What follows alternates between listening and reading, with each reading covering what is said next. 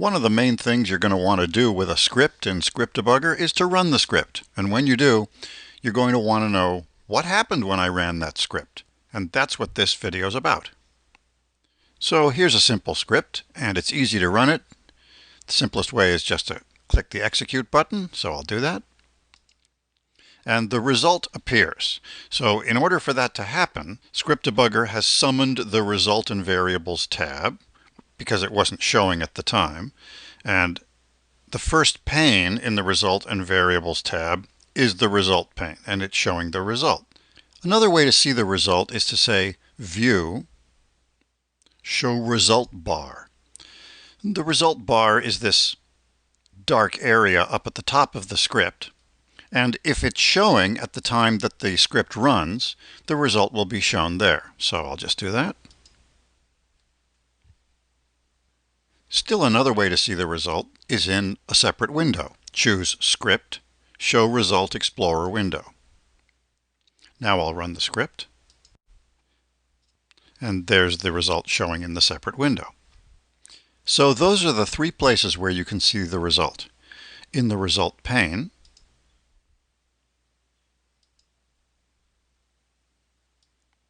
in the result bar,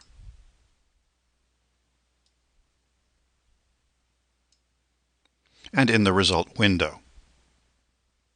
If one of the three ways of seeing the result is already present, Script Debugger will simply use that. When you come to the end of the script, the result will be displayed there. But if none of them is visible, as we have the situation here, for example, Script Debugger is going to have to show you the result in one of those three ways. And it wants to know what way it should use. Now, by default, it's going to use the result pane. We saw that the first time I ran the script. But that's actually a preference, an execution preference. It's this preference, Show Result when scripts pause or end. If you don't want anything to happen when the script comes to an end, then choose No. The default as Script Debugger ships is Show Result Inspector. That's the result pane in the Result and Variables tab. Or you can say Show Result Bar, or you can say Show Result Explorer window. Script Debugger will obey this preference, remember, only if no way of viewing the result is present at the time the script comes to an end. Which way of viewing the result is best? Well, it depends on your needs. The result bar has the advantage that it's very simple and it takes up only a small amount of space. The result pane and the result window, on the other hand, have tremendous flexibility. They are a special kind of interface item called an explorer. I'm not going to go into the details of explorers here, but trust me, they're a very powerful way to look at the result. For more information about what happened when the script ran, show the event log. I'll run this script. Now I'll show the event log. And what's listed here are all the Apple events that were sent by my script during the course of execution, and the results that came back from the scriptable applications to which they were sent. On the right, we see the time at which each Apple event was sent and how long the Apple event lasted. The list of what events are shown in the event log can be filtered by these buttons on the right. So if you don't see anything in the event log, look to see whether you've accidentally unhighlighted all the buttons in this bar. You've filtered out all the events. They're actually there. You just need to click the buttons so you can see them. You can also get information about how many Apple events were sent and how long things took by looking in the timer in the toolbar. This script took 0.07 seconds to run. Of that time, 62.8% was occupied by AppleScript itself, and the remaining time was occupied by sending events to a scriptable application and getting the replies back, and there were 11 such events. Still another way to find out what happened when the script ran is to look in the Variables pane. It's the second pane in the Result and Variables tab. With this particular script, that's actually the most important way to find out what happened when the script ran. Here, I'll run the script and show you why. The result, which appears in the Result pane, is only the result of the last executed statement. But the purpose of the script is actually to compile a list of names in a global variable called names. Because this variable is a global, its value appears in the Variables pane in the Resultant Variables tab. It's a list of 10 items, and I can see the 10 items by opening this triangle. That's actually the information that I wanted. What the script does is to insert the numbers 1, 2, 3, and so on into the names of some songs in an iTunes playlist. And I can see, by examining the Variables pane, that the script has worked correctly. Another reason why the Variables pane is useful to tell you what happened after a script ran is that top-level entities are persistent in AppleScript, and Script Debugger respects this. To see what I mean, take a look at this simple script. All it does is increment the value of a property, x.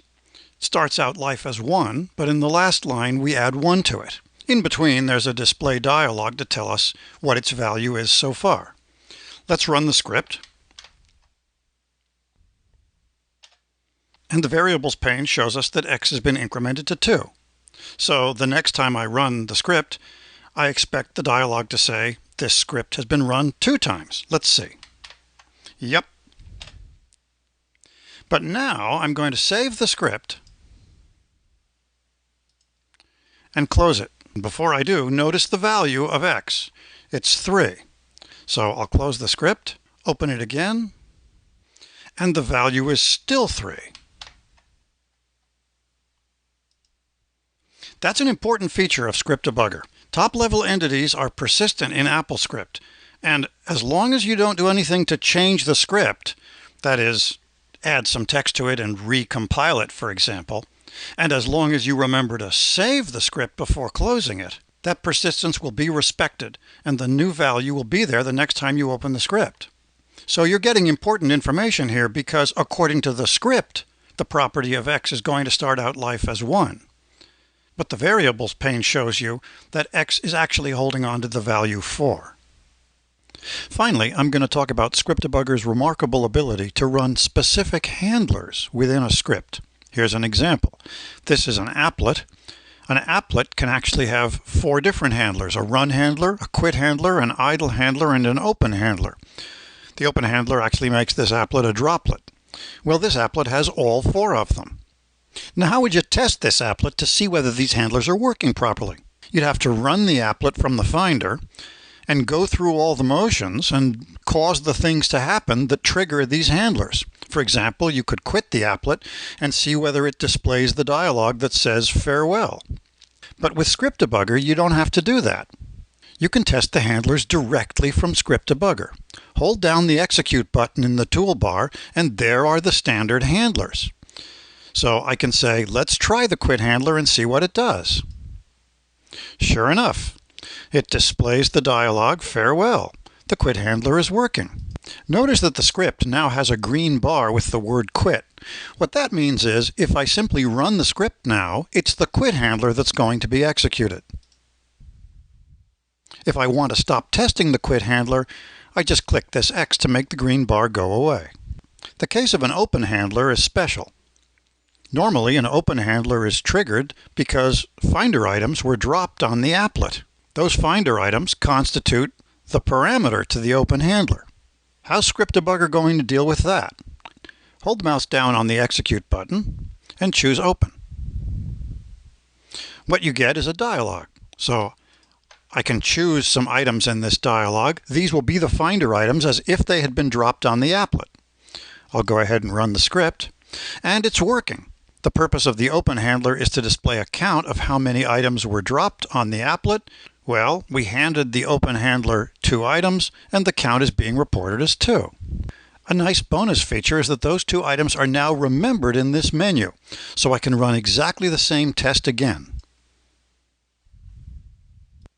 To test other handlers in a script, take advantage of Script Debugger's scriptability.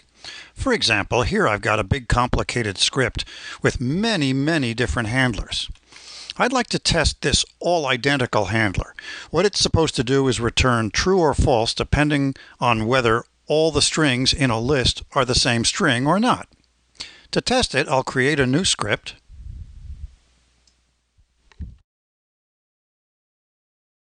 And look at what the script does. First, it sets up a sample list of strings. Then it scripts script debugger, and in particular, it scripts the other script and calls that handler with that list. Let's try it. It returns true, so I'm getting the right result. But wait, there's more. If I hold the mouse button down on the execute button, it turns out that that test is now being remembered in this menu, so I can run exactly the same test again. With this feature of Script Debugger, you can essentially use unit testing to make sure that your handlers are working correctly as you develop a script.